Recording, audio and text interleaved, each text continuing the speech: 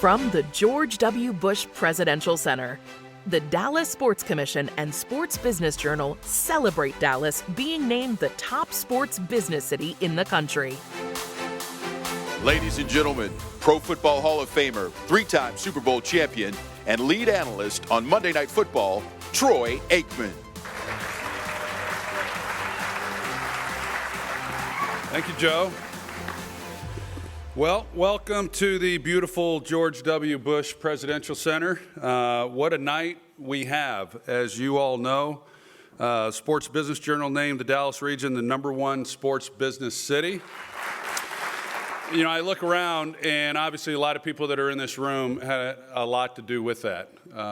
And it's not surprising when I go around and am at various events and the amount of people, it's usually the same people, that really promote and are wonderful ambassadors to our city.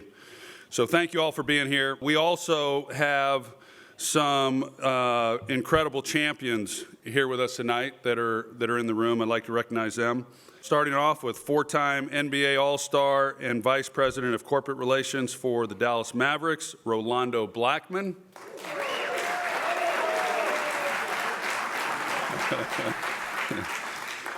Former #1 ranked American professional tennis player, retired with 16 career ATP Tour titles, John Isner.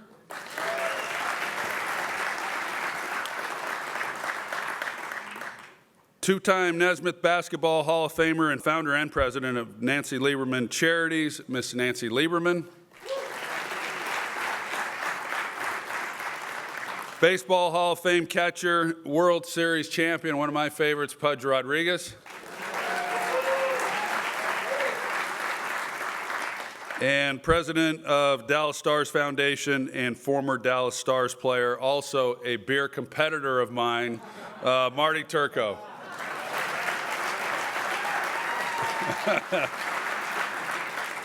You know, my first experience coming to Dallas, I was playing at UCLA. We were here for the Cotton Bowl. And I remember walking out to practice, which was held at Texas Stadium. And I looked around when I walked out there on the field, and you saw the Ring of Honor names. You saw Bob Lilly and Roger Staubach and Mel Renfro. And I just remember it immediately takes you back to the championship teams of the 1970s. And when I moved to Oklahoma, the Cowboys were the teams that we saw, and it seemed like they never lost. And so whenever I thought of Dallas, I thought of champions, and I thought of the Dallas Cowboys. And then a few months later, I was drafted by the Dallas Cowboys. And the reason I was drafted by the Cowboys was because the Cowboys were the worst team in football.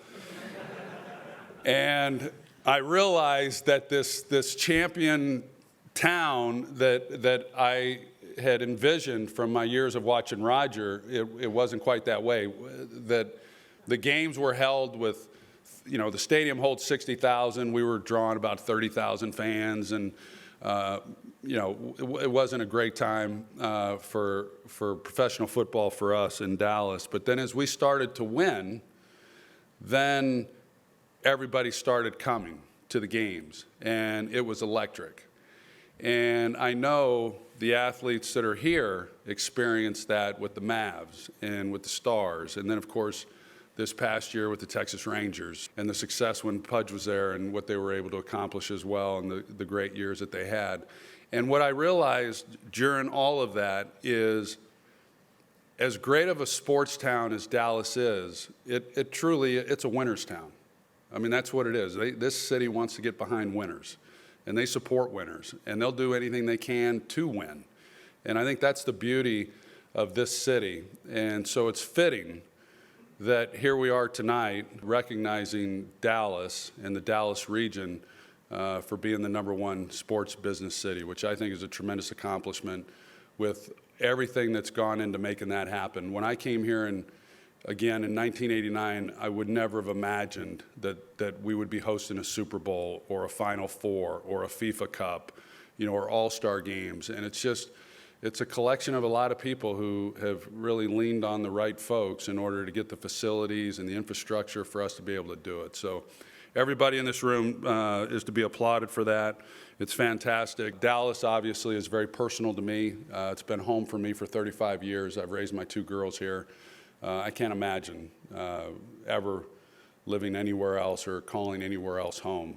So this is a tremendous honor, and I'm thrilled to be here. Honored to be a part of this and to help celebrate this achievement. It's an honor for me to welcome the executive editor, the Sports Business Journal, and publisher, Abe Madkour.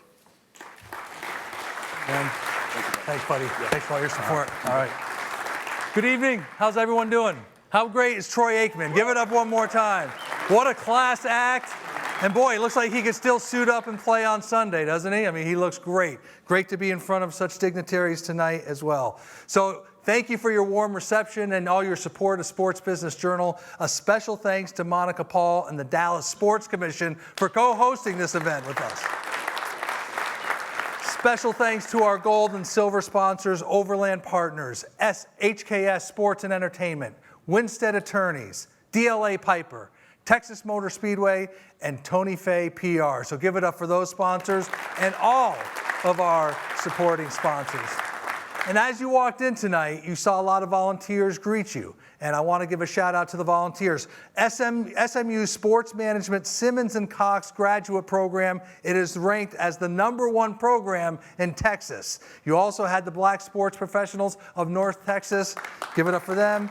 And the Dallas Sports Commission. So great volunteers. Thank you for being here. As Troy said, in March, SBJ named Dallas the best sports business city in the United States. He talked about all the reasons, but what a great, great market. Great teams, unbelievable venues, unbelievable support and camaraderie and collaboration of the leaders of the marketplace, know how to put on huge, scalable events. Great quality of life, great airport. Those were just some of the factors. A lot of corporate sponsors here, a lot of agencies here. It was seen as the best place to do the business of sports in America. And so congratulations to all of you who have such a large role in that. We're going to hear from the real principals who have worked together to make Dallas so impressive. So as they come out, please join me in welcoming from the Dallas Cowboys, of course, the team that was founded in 1960, Executive Vice President of Business Operations, Chad Estes. From the World Series champion Texas Rangers, who relocated here in 1972, President of Business Operations and Chief Operating Officer, Neil Liebman. From the Dallas Mavericks, founded in 1980, CEO Cint Marshall. From the Dallas Stars, the team that relocated here in 1993, give it up for President and CEO Brad Alberts. From FC Dallas, the team was established in 1995, Chief Operating Officer and CFO Jimmy Smith. And from the Dallas Wings, the team relocated to Dallas in 2016, President and CEO Greg Bibb. And our host for the evening, Executive Director of the Dallas Sports Commission, give it up for Monica Paul. Win the popular vote, always. All right, great stuff. So I'm going to jump ball, but I'll start with first to Monica. What is the secret sauce that makes Dallas the #1 sports business city in America?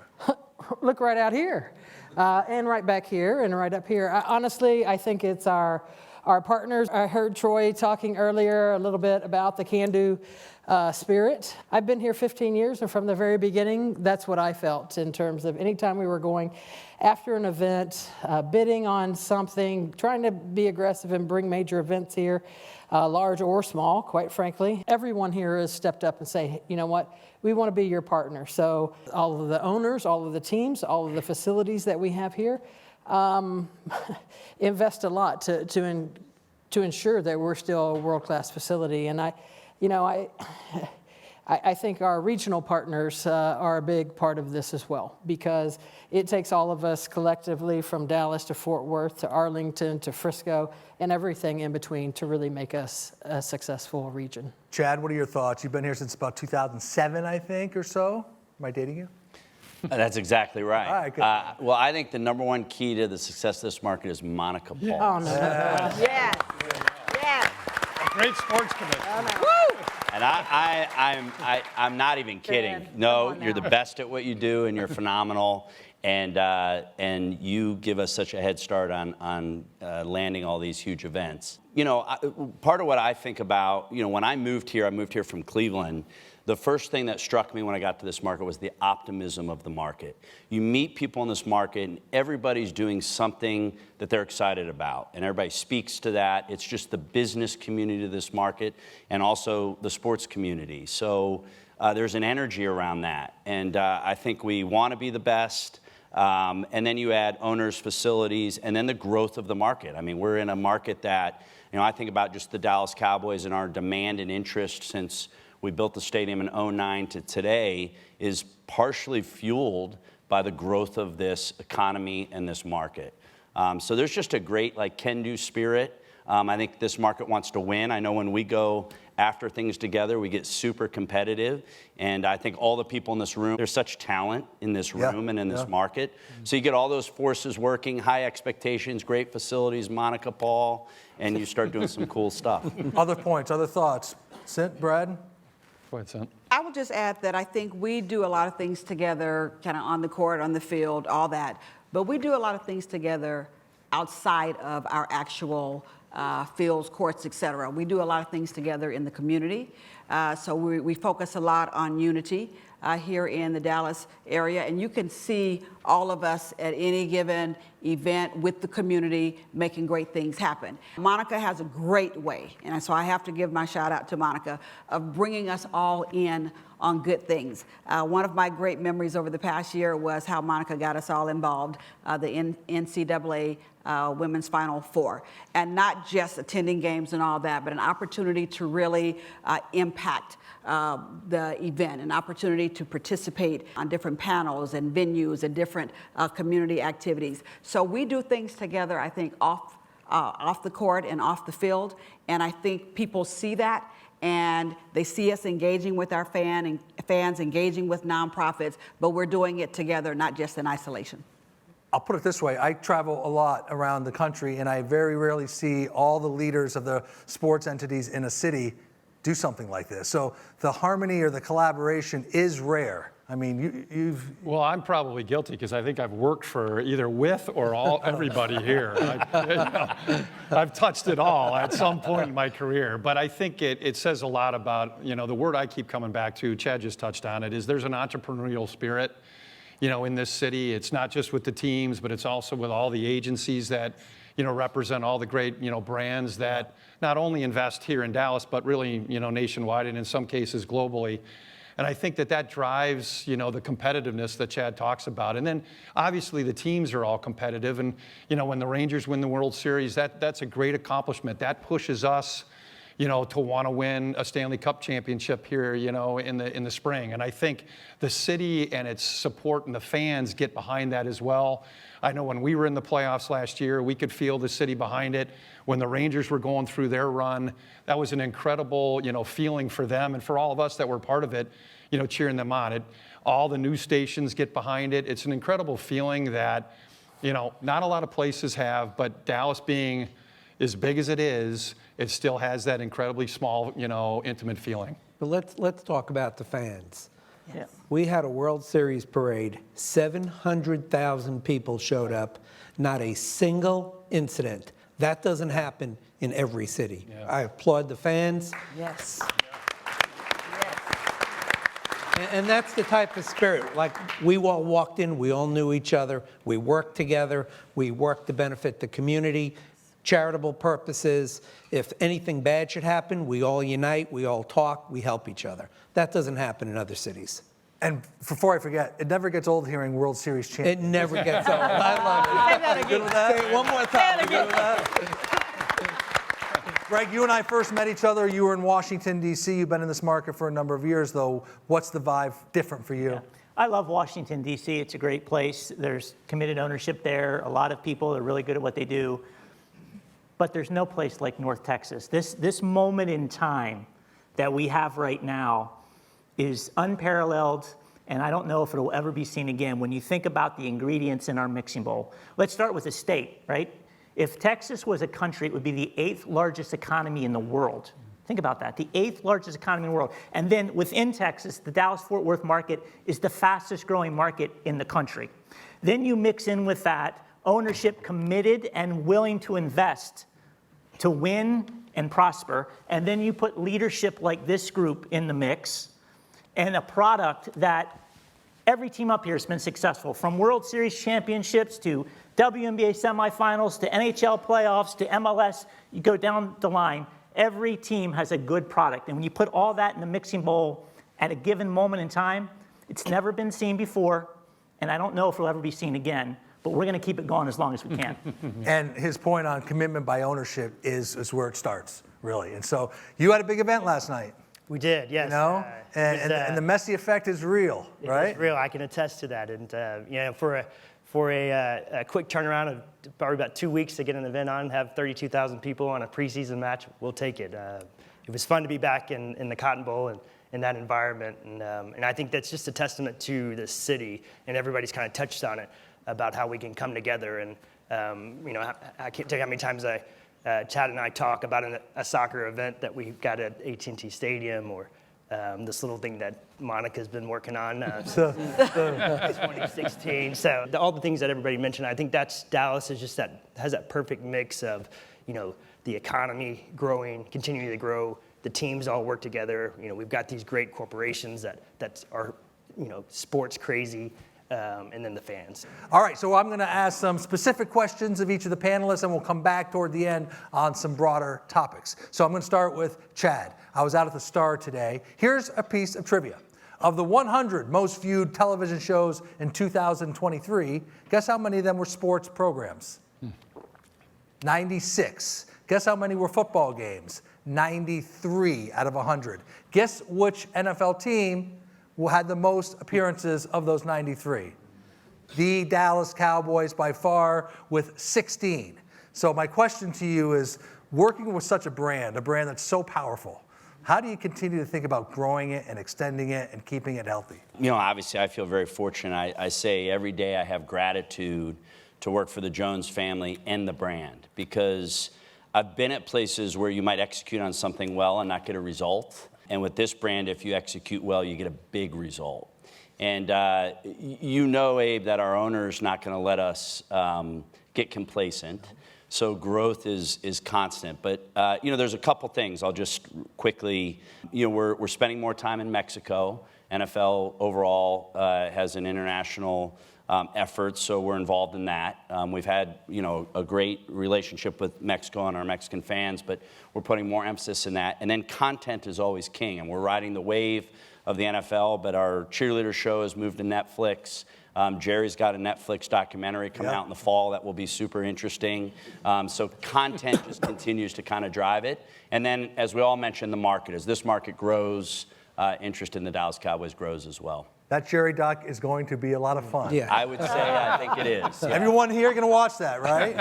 All right. So I want to talk about one of the hottest sports in all of, I think, the United States right now, which had a great year in baseball. And with you, Neil, we're seeing a couple trends. One, the changes of the game, which you saw on the field, but also the but mixed-use development that you're doing around Globe Life and what you're preparing for the All-Star Game as well, because you're really pushing that trend of multi-use development around facilities.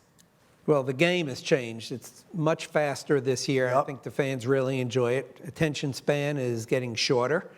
We're noticing higher attendance in baseball, younger demographics crowd, which is really good. But mixed use is really the key, and Arlington's been just a model city for this. You know, we're about to open the new Lowe's Hotel, an 888-room convention center. Chad and I were talking, it's going to be great for the Cowboys and for us and all the teams in the district. It's great for Dallas and the Metroplex. When George R. Brown in Houston is crowded, there's no place to go. When Kay Bailey Hutchinson's crowded, we're going to have the Arlington Convention Center, bring more people to the city so we can show off what's going on in Dallas. So we're really excited. 5 years ago, there was the Choctaw Stadium, the old Globe Life Field, and Cowboy Stadium, AT&T. Now it's a whole mixed use. We're opening an apartment complex. We're building retail in the old Choctaw Stadium. It's become a mecca for growth, business interest. We're attracting businesses that want to have their office space over there. It's going to be very different than it is today 5 years from now. All with the theme of 365, 24/7, making it active lifestyle. Live, breathe, and play there. Right, yeah. Another thing, very hot in sports business, women's sports. We've seen so much energy, traction, and growth of women's sports. You guys are right into the middle of it, Greg. I mean, the Women's Final Four, incredibly successful here, and the W, one of the most talked about, buzzed about leagues in all of sports.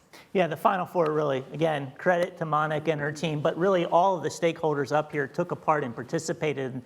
And what that resulted in was the best women's Final Four ever in any way you want to look at it metric-wise.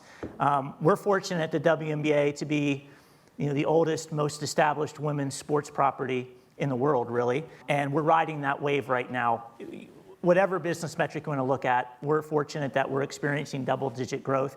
But the thing that's most exciting to me is how people are investing in the properties in a literal way. The valuations around these teams that forever and ever would not move are now moving. You just saw in the NWSL recently a reported $63 million transaction, and the buyers are quoted in the LA Times saying they got a great deal. So I think that speaks volumes to where we are and where we're going, and it's a really exciting time.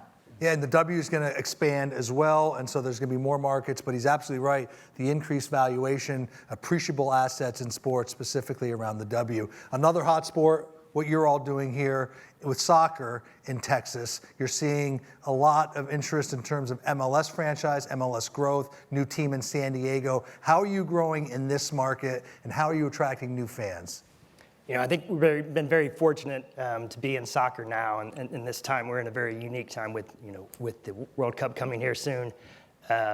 We signed a new deal. The league signed a new deal with Apple TV, and as we're figuring out the broadcast landscape, sorry guys back there. Wow. But Jimmy. it's very unique. Soccer. We always say this is an international sport. And we're in 104 countries. All this came about perfect timing. We have this new tournament, Leagues Cup, where we're playing MLS teams versus Liga MX. So we have that unification of North America, and then we get Messi that comes to our building in August, and it's just through the roof. We're a completely different franchise, and now because of that experience, and now we've seen the highest attendance we've had since our franchise, and I think all these things that are lining up for us is very fortunate for us. I'm very excited about the next few years. Abe, I've got to say, of anybody up here on that stage, I would not have expected that jab to come from Jimmy. I thought they played nice here. I thought you guys all played nice. I'm shocked, quite honestly. Way too casual. It's your fault. You just make us very, very too relaxed here. Okay, too comfortable. We got to get. I won't ask how many people watch MLS on Apple TV. I won't do that. What? We can play nice. We can play nice. No. I do think we talk about media. The media market's one of the most disruptive, one of the most unsettled marketplaces in all of sports right now. You're seeing it, Neil's seeing it, but you're seeing it specifically on the NHL side. Yeah, Abe, like I told you earlier today, it's the most complicated business problem I've ever faced in my career. And I think those of us that are in this would probably all attest. It has, interweavings in 3 leagues and the legalities and complexities that go along with that. Then when you factor in the money and how it impacts how we build teams, and there's no clear solution. I mean, it's unbelievable when you get CEOs of media, in the room, commissioners, presidents, and nobody has an answer as to really what the fix is. And so we all kind of sit here in a way paralyzed as to, hey, what are you guys thinking? What are you thinking? What are you doing? And nobody really knows what to do. And I think, the marketplace, certain dominoes are going to have to fall in order for this to move in a direction. But, and every league, in a way, has a different problem to solve. I mean, MLB and what Neil, their issues are different than ours. The NBA's perspective on this is different. Their situation with national TV is, so It is really, really complicated and no clear path. And literally things change sometimes by the hour, literally by the week, and sometimes by the day. You know, I don't think anybody really believed that Amazon was going to be a real player in this. And then all of a sudden last week, Wednesday night, this gets dropped on all of us. And I think right now our collective leagues are all trying to understand, what does that deal mean? And like I told you, when you really break it down, what we all need to know, and what I need to know as the president of the Stars, is do we have a deal in October next year for our fans to watch our games, and how much money are we going to get for that? And when nobody can tell you, you know, and no one knows when they can tell you, it continues to be a very, very, you know, unsettling business issue. So it's definitely a great story to watch, how this all plays out over the next several months. I mean, it's really been going on for a year. You know, it will be key, and it's going to have great impact on all three of our leagues and the businesses. But in the meantime, you figure out how to do great things for your fans. And so we announced today that there are 7 million people who will be able to watch 10 of our games, well, actually 13 if you include the national broadcast, because of our partnership with WFAA. We have been wanting for a long time, we've been wrestling with it. How do we increase viewership? More people want to watch our games. Yes, we can have 20,000 people in the arena, you know, 41 times a year, but how do we increase viewership? And so where's the team that worked on that? We've been working with Mark Cuban for a long time. There's a whole Mavs team up there. We just said we're going to figure it out. And so we figured it out. And so I don't know if Brad Ramsey is in the house. So yes, it's complicated. We've got all kinds of stuff that we have to work on. We don't know what the future holds in terms of long term, but what we do know is that 7 million people will be able to watch our games because of this partnership that we announced today. We had our fans at heart, and so we're just trying to figure out how to do great things for them until it all works out. Love that. Well done. Well done. And I'm going to stay with you, Sid, because I think you and I first met each other right when you started. It's about 6 years ago. Yes. You came from AT&T in the corporate world, and you were getting into sports. Yes. And you know, over your 6 years, you've been a transformative leader. What's the thing you're most proud of in your mind as you look back? I'm proud of the culture that we have in our organization. I'm proud of what we've been able to do in the community.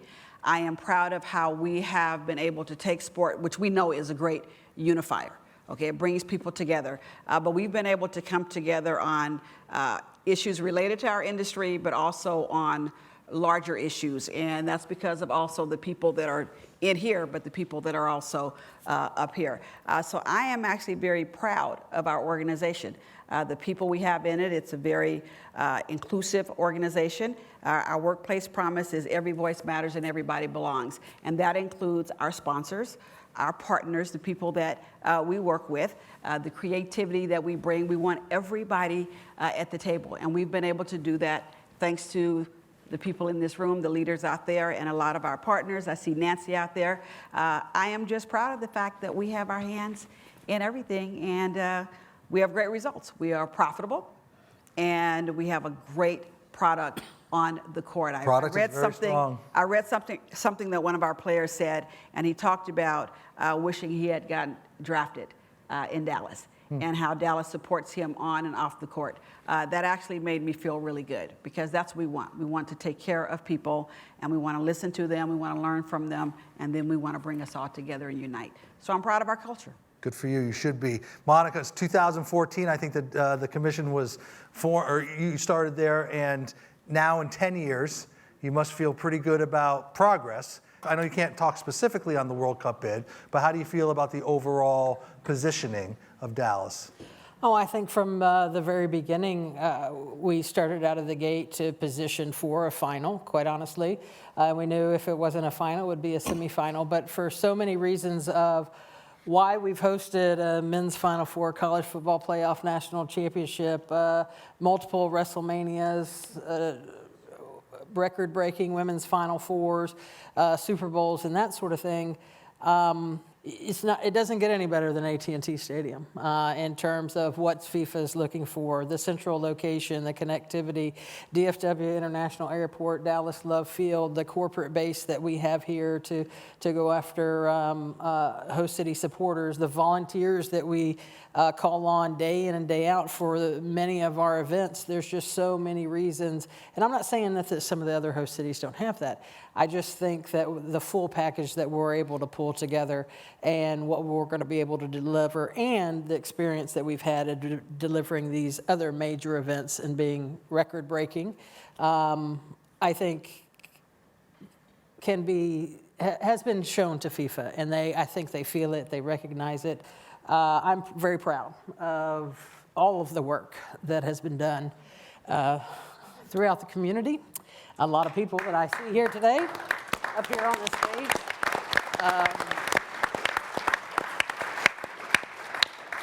For the World Cup, and at the end of the day, whatever February 4th brings to us, we're all winners. We're going to win no matter what. This is a lasting legacy for this region. This is going to be the largest event that this region has ever seen, and probably will see in my lifetime. So regardless if we're a final or semifinal, there's a lot to celebrate for what's in store for this region and our cities collectively. All right, so before we get to our quick hitter questions at the end, one challenge that I always get asked about by leaders in sports is recruiting, finding new fans. And you mentioned that you talked about only so many people can go to a live game. Right. Only so many people can ever get inside AT&T Stadium, but you always need to replenish that pipeline, find new fans, young fans, multi-ethnic fans. Is that a concern of yours? Or do you see a young audience in your buildings, and what are you doing to try to get to that audience? Any of you, jump ball.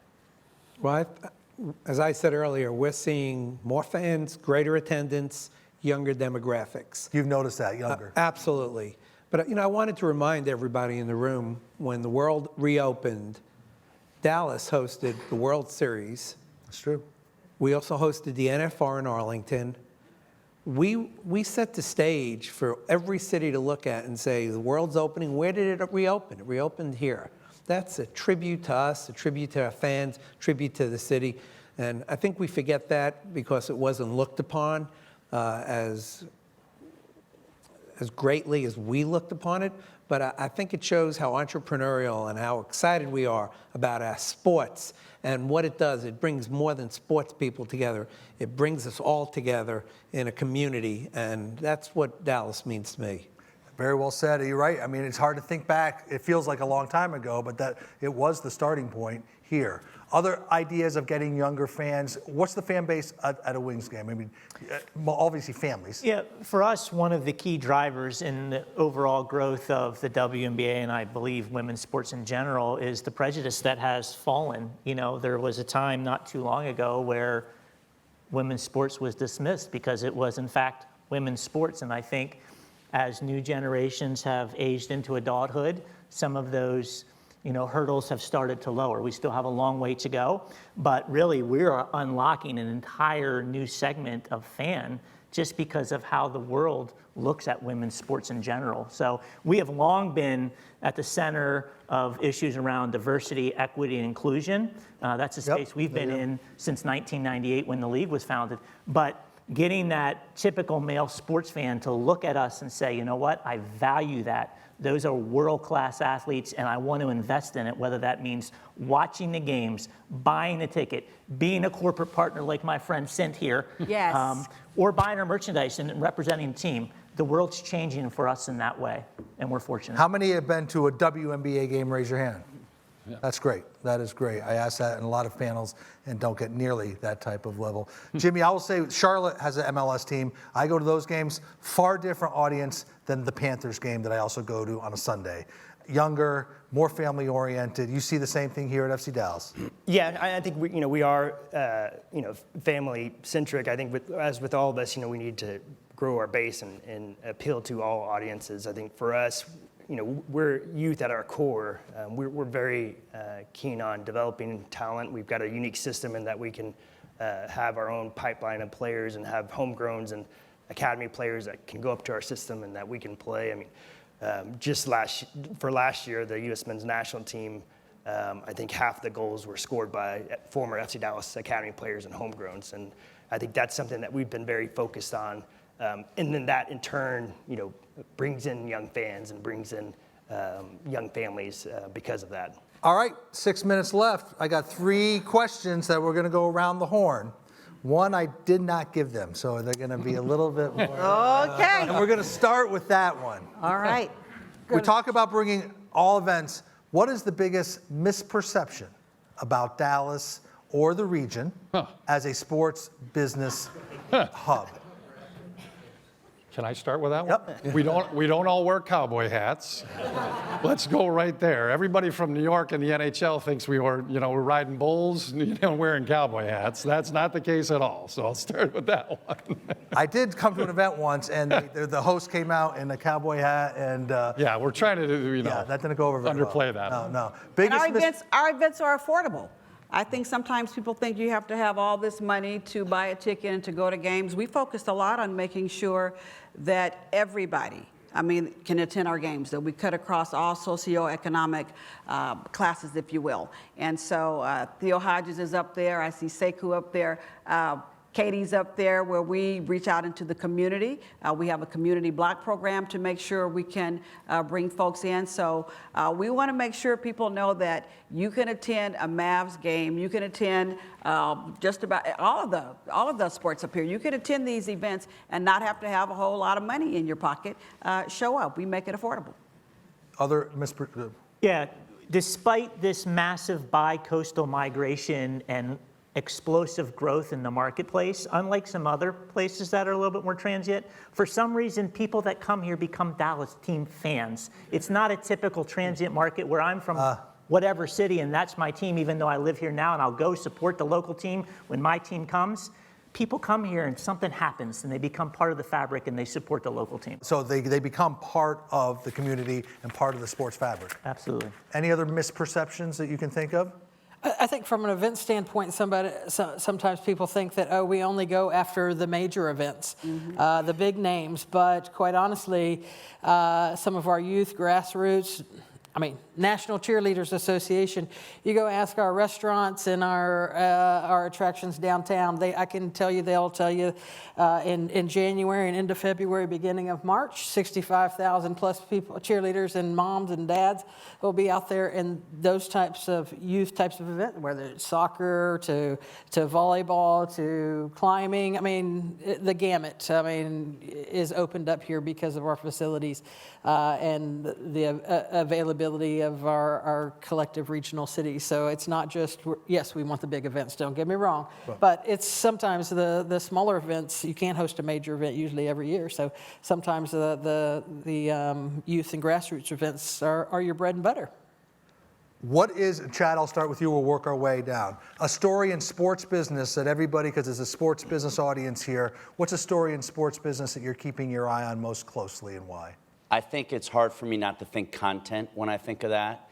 I think the huge driver of our sport is the ratings we get. I hear people struggling, unfortunately, with their television deals, and then we're announcing all these huge audiences. But I think what the trend that we've seen, and this will come out with Jerry's Netflix thing, Nick, is the offshoot unique content that's being created now. I think Michael Jordan's show we were all captivated by that. And so I just think content's such a key to how people engage, and for all fans to engage, and for it to be inexpensive, and how we continue to get creative to tell the beautiful stories of sport and bring out the emotion of sport.